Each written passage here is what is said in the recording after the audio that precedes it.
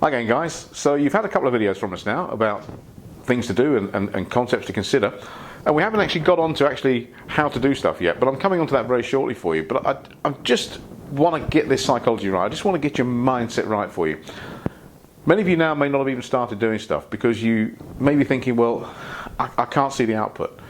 I can't see, because in that last diagram we said, look, if you're here, you get to here, you need to imagine what the output is. And many of you might be thinking, well, I can't actually get a firm idea in my mind of what it is I want to do. That's not a problem either, because the journey is more important sometimes than the destination. Now let me explain that to you. Let's say we're going to go on a journey, and we're going to start from point A, and we're going to go to point B. We're going to take an aircraft, and that aircraft's going to fly from point A to point B. Simple as that.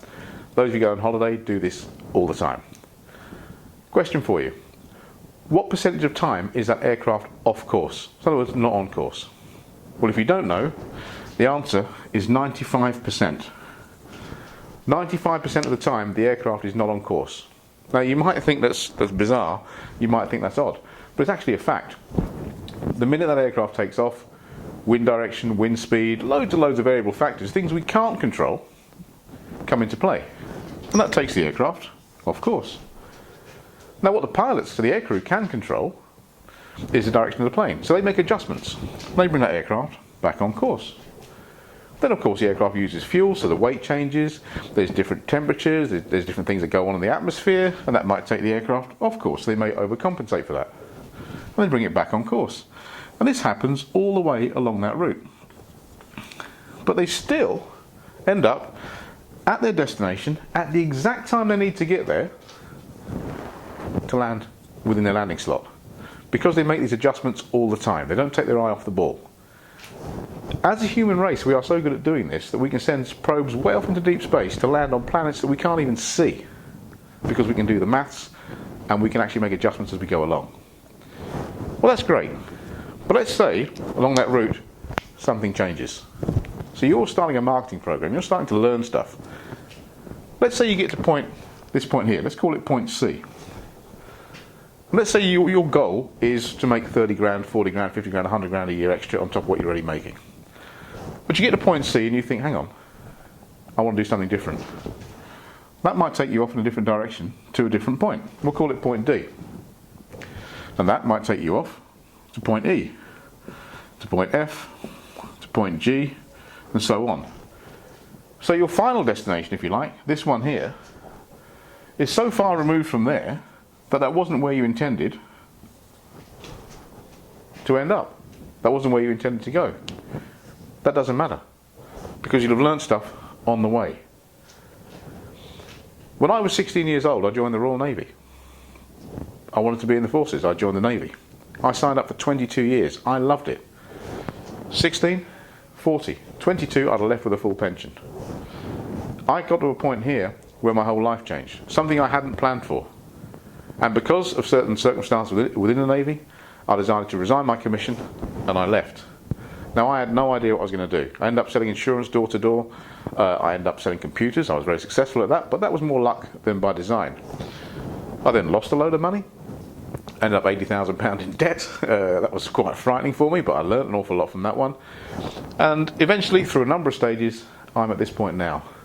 Now, if you'd have asked me when I was 16, would I be doing what I'm doing now?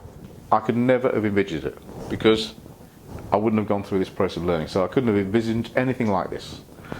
If you'd have asked me at this point here, could I imagine that I'd be doing this?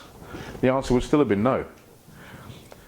I didn't have a clue what I was going to do. Now, this might sound shocking for you, but I don't have a 5-year plan. Why?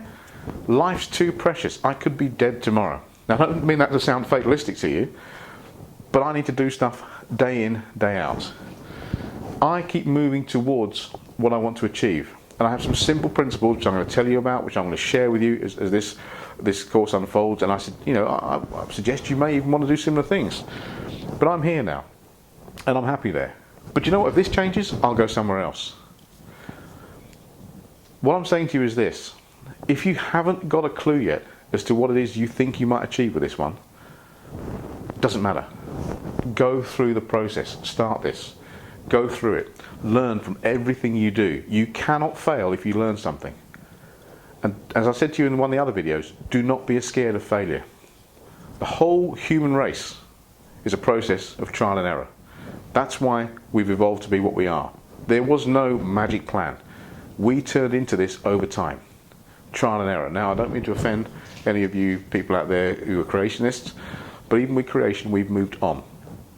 Trial and error is fundamentally important.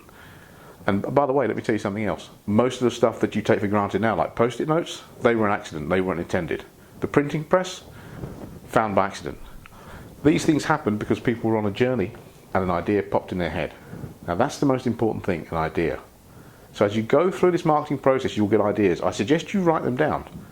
Get a notepad, write them down. So, start your journey. It's your life, it's your journey. You might as well take control of some of it. But like I said to you, control what you can, and what you can't control, don't worry about. Aircrew cannot control the weather, but they use it to their advantage. They set their course and they make adjustments. You set your course. You make those adjustments. Control what you can, and what you can't control, don't worry about. And I'll see you on the next video.